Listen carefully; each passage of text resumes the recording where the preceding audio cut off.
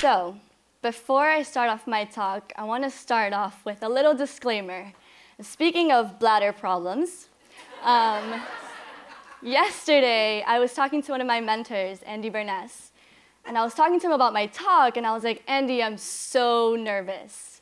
And he looks at me and he says, Luisa, you're going to be okay. Even if you get on the stage and pee yourself, people will be proud of you.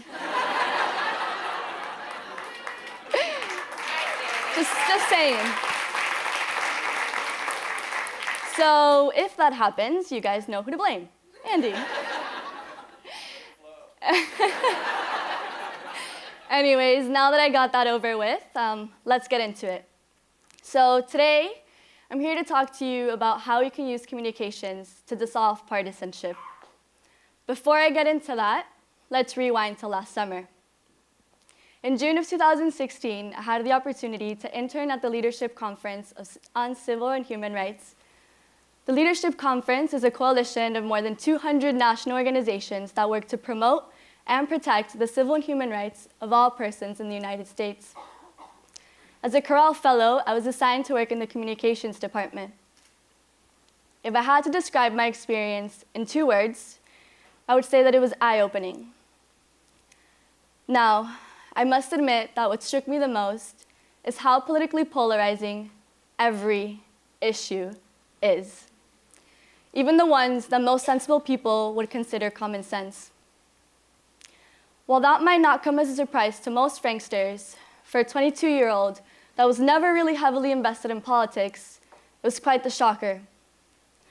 See, I grew up in a family that didn't have strong political opinions.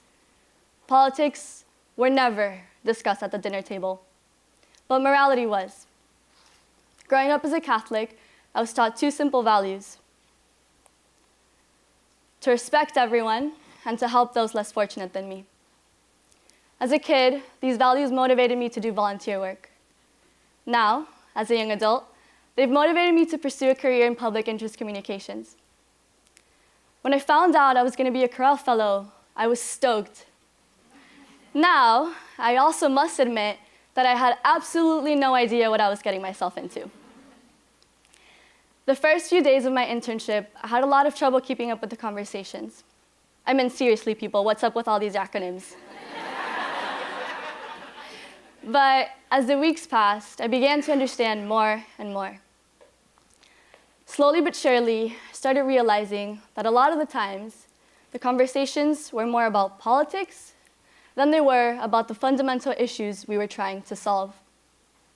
Now, to me, this seemed counterproductive because politics can be divisive by nature, and to solve these issues, we need bipartisanship. So, the question becomes, how can we use communication to dissolve partisanship? Well, I'm not entirely sure, but here are my 2 cents. The first thing we need to do is communicate with values. This is what our elders instilled in us when we were little. In my case, it was to respect everyone and to help those less fortunate than me. In terms of communications, values are important for 2 reasons. First, they can have a major influence on a person's behavior and attitude. And second, they are broad and universal, meaning you don't have to convince anyone they're important. Correct me if I'm wrong, but pretty much everyone agrees that opportunity, safety, and justice are important, right? Now, these words may have different meanings to different people, but that's beside the point. The key here is to start conversations at a point of consensus, not contention. The second thing we need to do is communicate with research. The great thing about research is that it's factual, making it harder for people to dismiss it. People can argue back and forth about their political opinions, but it's simply harder for them to argue against numbers. However, facts do not speak for themselves, which is why we need to pair them with values. Let me give you an example. During the last 2 weeks of my fellowship, I got to work alongside Scott, my brilliant supervisor, to coordinate the press rollout for a product we were relaunching. The product is a scorecard shown behind me that evaluates the civil rights safeguards of body camera programs in 50 police departments against 8 criteria. As you all know, our nation's Black communities have suffered heartbreaking losses due to police brutality. These tragic incidents have increased the popularity of body cameras, positioning them as the ultimate tools for accountability and transparency. But the leadership conference was skeptical, so it partnered with Upturn, a technology consultant, to determine if these devices were truly as effective as they were marketed to be. Turns out that they weren't.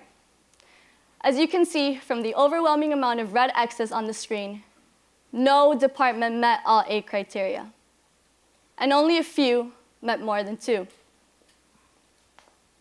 With these facts in mind, it's safe to say that body cameras across the nation currently fail to protect the civil rights of recorded individuals.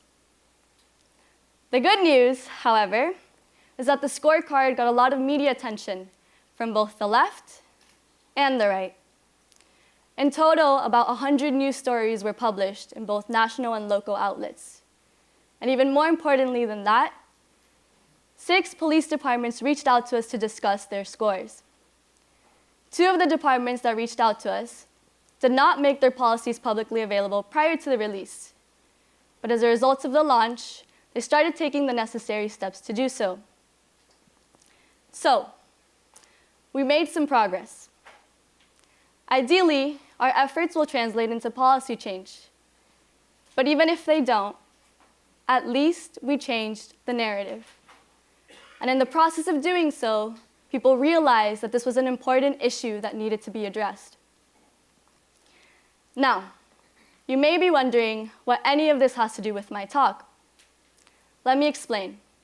There are 2 reasons why I think this launch was wildly successful. The first is that the issue we were tackling was framed around a context of values, namely accountability, transparency, and safety. The second is that our findings were backed by research. By harnessing the power of values and facts, we were able to get the ball rolling on an issue that was ripe for action. Political arguments, on the other hand, do not always have that same effect. They can be paralyzing and prevent us from getting things done. But politics exist, unfortunately. As much as I would love to avoid the topic, it's simply not feasible. As one of my mentors says in his article, Bipartisan Science, Andy, we need to be able to understand the political context of our work and learn how to navigate them. I agree with him. But I will also argue that getting too caught up in politics is dangerous because we risk losing focus of the common goal. But don't take it from me. Take it from that guy, George Washington, who said that political parties tend to render alien to each other those who ought to be brought together by fraternal affection. In these hyper-partisan times, it's easy for us to forget about the things that unite us. Yes, we are different, but not as different as we think. If you take anything away from this talk, let it be these 2 things. First, we cannot overblow our divisions. Second, we cannot overlook our shared values.